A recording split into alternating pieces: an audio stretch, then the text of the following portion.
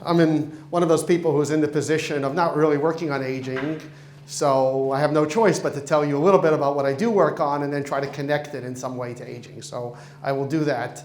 And the thing I've been working on over the last couple of years in collaboration with a number of people, but in particular with Eshel Ben Jacob, who's been visiting Rice from Tel Aviv over the last few years, is can theory as a general method help us understand better cancer biology, in particular some of the circuits related to cancer biology, and then can the ideas that we've been working with, can they be extended in some way to aging? So you'll see what I mean in a moment. So when you say can theory help cancer, I mean cancer biology is this huge subject, more papers published in cancer biology in a year than probably published in physics in 10 years.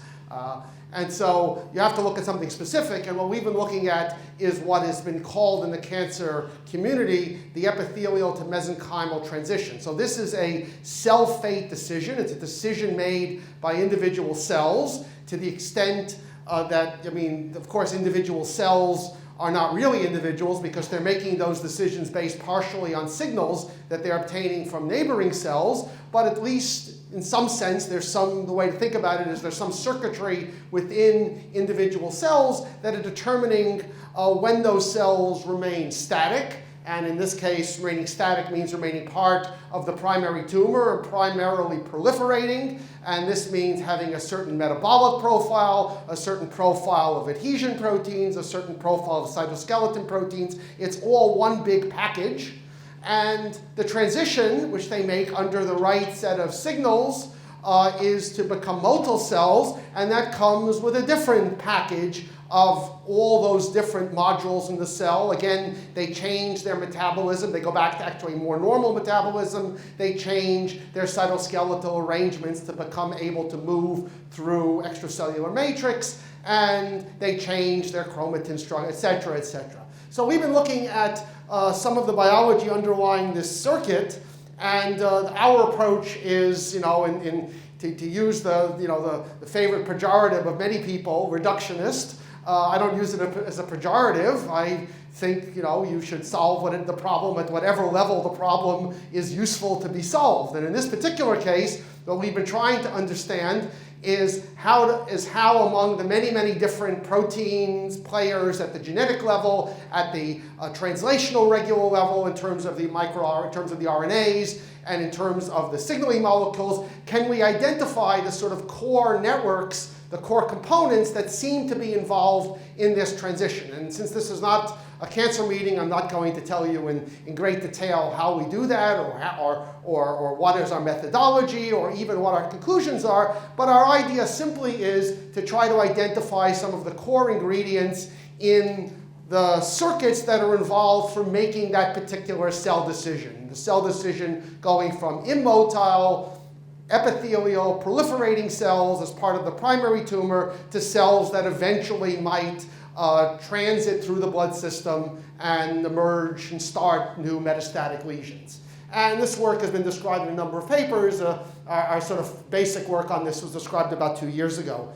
And one of the things we discovered, just to give you some general idea of what you can discover with this type of model, is you can begin to ask what are the different possibilities available for single cells. And one of the things that we've been pushing is that single cells, unlike what appears in some of the simple cartoons, but maybe what has been noticed anyway by a number of people in the cancer field, is that it's not an all or nothing decision. It's not like you either are epithelial-like or mesenchymal-like, but in fact you can have a variety of intermediate states. Those intermediate states have a very specific behavior. They're cells that still stick to each other, so they behave in some sense like epithelial cells. However, they're still motile. So if you think about these intermediate cell types, we're really thinking of cells that move, but actually move collectively. They stick to each other, but they still actually manage to transit. And for a variety of reasons, I'll just show the next one. For a variety of reasons, we think that those cells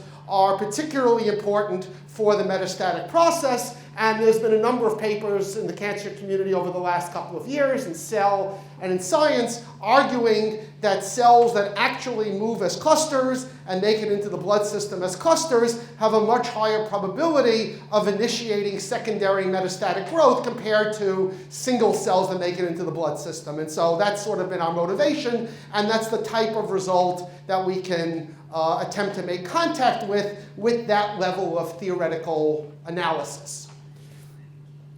So what does this have to do with aging? So I noticed everybody, or almost everybody, had their favorite example of before and after pictures. So this is mine, and when I think about aging, I can't help but reflect on the fact that all the members of the Rolling Stones are in their 70s. And I just find that remarkable, considering that I remember their first, when I was a kid, 8 years old. And so this is Keith Richards, then, and Keith Richards now. And there is clearly some conserved aspects of the phenotype. On the other hand, there are clearly some changes that go in this picture. Oh, that's Keith Richards. That's not? Oh. That's Mick Jagger? That was, I got the wrong picture then. They look all the same. You sure that's not Mick? That's not Mick Jagger. That's Keith Richards. That's Keith Richards. Come on, that's not Mick Jagger. It's not Mick Jagger. It's Keith Richards. We can argue afterwards, but it's not, but nonetheless. Okay. Look what happened to Jagger when he got old. Yeah, right. Turned into Keith Richards. Wow, it's like, wow, what a change.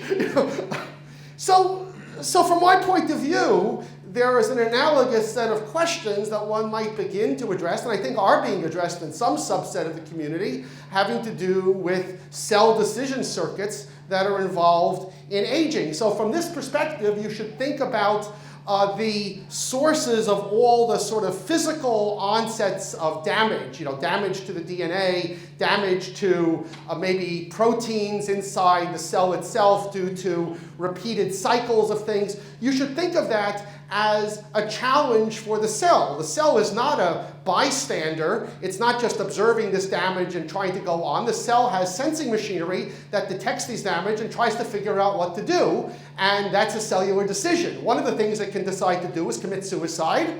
If it thinks the damage is too severe, it can make other decisions. It can go into what has been called cellular senescence states.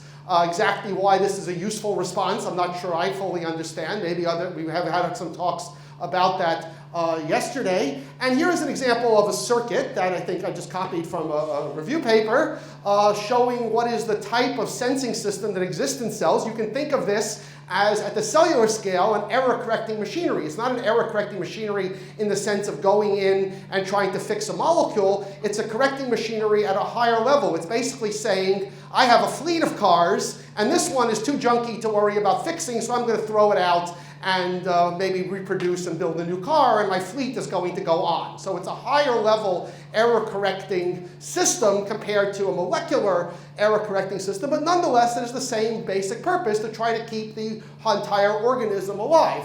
And there can be various types of damage. There can be genomic damage. There can be epigenomic damage. Those things can be sensed in various systems. Of course, as we heard, the P53 system plays a very critical role in assessing all those different types of damage and trying to understand what to do about it. And eventually, one of the decisions that can be made can be growth arrest. It can be other things. And there's particular roles for various aspects of this damage. There's a very interesting paper that just appeared in Science about damage that in some sense has to do with heterochromatin that is then sensed by this system. And this came from looking in detail at basically early onset diseases, early onset aging diseases. So this is a paper that just appeared in Science. And there are lots of interesting connections to some of the proteins that, for example, in lower organisms have been directly connected to extended aging, such as the SIRT proteins, which of course have to do in many ways with the process via which these heterochromatin damaged regions are sensed and then responded to by the cells.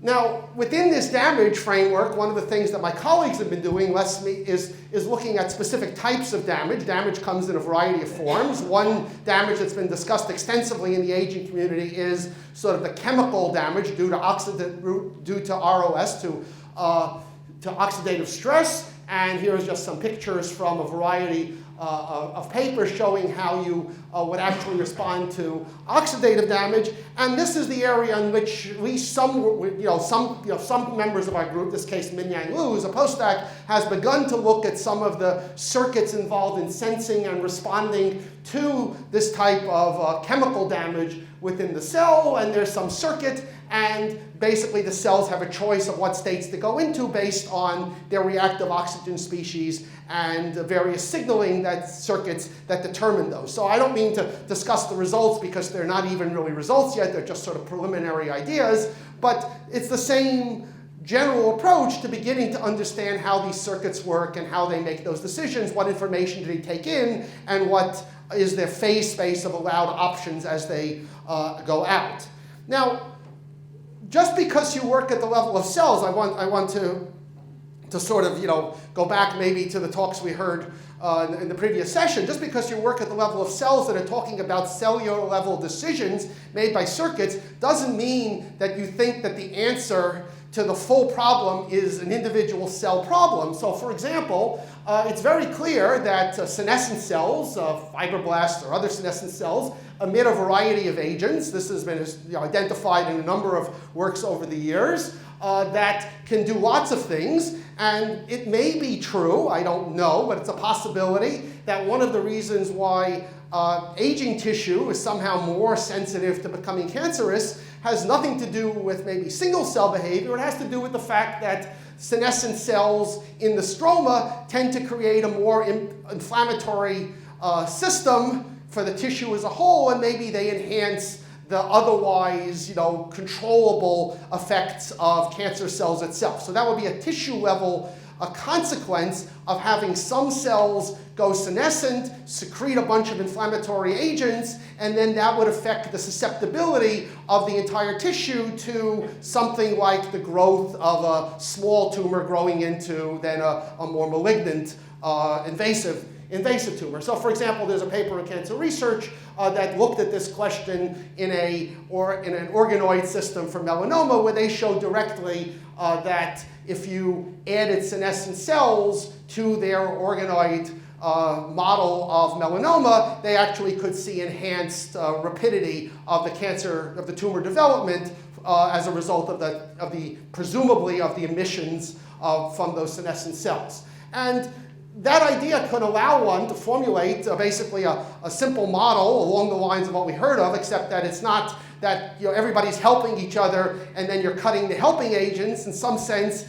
everybody is ignoring each other, but at some point you start actively damaging. So it's like an infection model rather than like a killing the benefit model, but it's the same mathematics in a sense. And those type of models would clearly predict that if you had a system like that and you had an infection process of senescent cells creating an environment that then allowed other cells to become senescent or to become cancerous, you could clearly have some type of large-scale phase transition with enough of a process where, after a critical number of those cells, essentially the whole system would blow. And so that could be done, I think, following what we talked about earlier.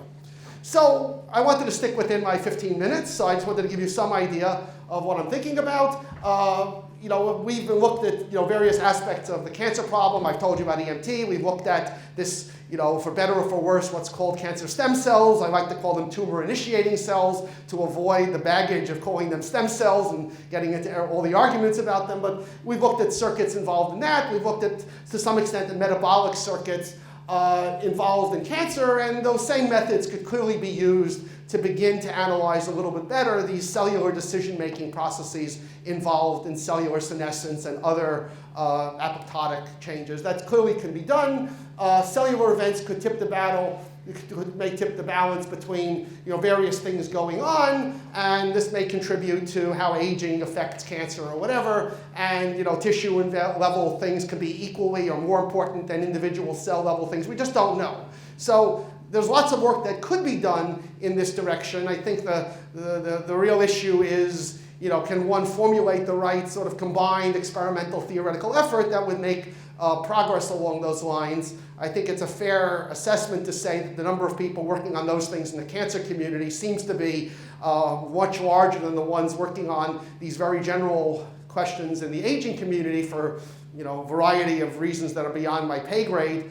but nonetheless, I don't see anything in principle that would prevent one from going off in this direction and beginning to understand better what are the key ingredients of the cellular level error-correcting machinery, how the cell deals with the, let's call it inevitable, damaging events that happen either via environment coming in and hitting an X-ray hitting your DNA, or via internal events of, you know, having to unfold your nucleosome so many times that it's like a metal and just breaks. So the cell is clearly one level at which that damage is assessed and tried to prevent the organism from being killed, and of course, you know, that's therefore an important part of the overall picture.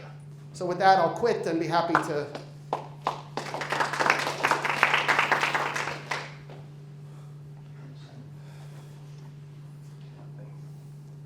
mean, so certainly that could explain why some metastases wait 20 years to start growing. Yeah, for example. Yeah, that's an example of why, you know, the tissue microenvironment is suppressing it, or the immune system, I mean, is another possibility, which I think was even brought up in one of the previous talks, is that it's not just that the other cells could be providing permissive environments, is that the immune system could be providing, you know, damping things, and that also ages in some way via these. And so yeah, exactly how to tell whether these things are tissue level dominant or cellular level dominant, or whether that either makes sense in a quantitative way, I think is what we're all struggling with. Yeah, for me also always was unexplained phenomena or fact that in Vogelstein's 40 years to develop colorectal cancer, the first 20 years of life are not counted.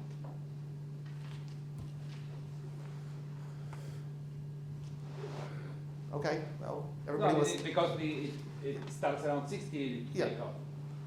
Okay. Any other questions? Everything was completely clear, or not, as the case may be. It's bimodal.